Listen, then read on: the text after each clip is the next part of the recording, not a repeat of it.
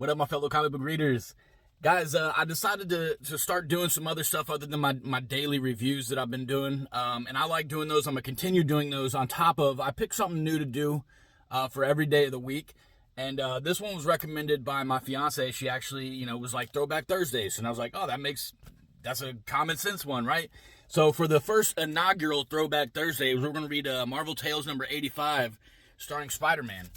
I got this comic book at Wilmington's Coastal Comic-Con earlier this year. I was earlier this year.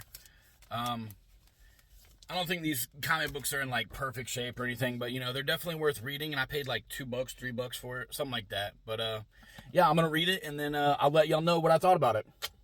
All right, so this comic was all over the place.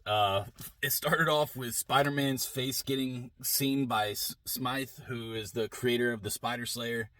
And then Peter realizes that he got spotted, so he went and got a fake mask to put on over his spider suit. And then Smythe convinced a bunch of criminals to invest in these like cameras that were supposed to show that Smith could track Spider-Man. And then when the camera showed, it was Spider-Man with his mask, and they were like, see, that's his real face. And then he moved the mask, and they're like, oh, he got you, he duped you. And then it went from there to Peter, sorry, it's hot as hell in my car. It's 90 degrees outside, makes sense. Then it went to Peter meeting with Gwendy, which I've never heard Gwen called that, but met with Gwendy.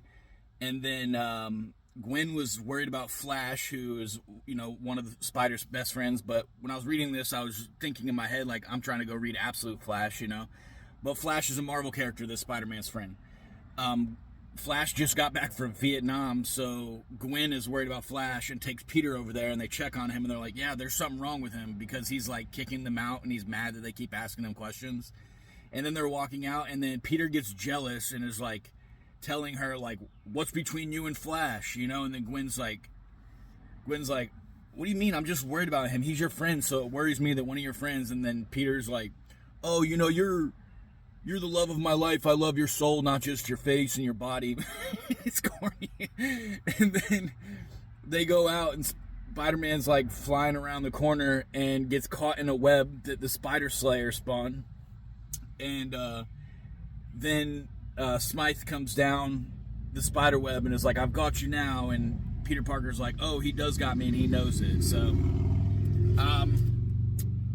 I guess it's to be continued, so I guess maybe I got to get 86 to find out, like, what happens with Peter Parker and Spider-Man being caught inside of a spider web. I'm glad I'm doing this. This is a fun read, man, but if you get a chance to read this, I'd recommend it. It's like I said, it's a fun read.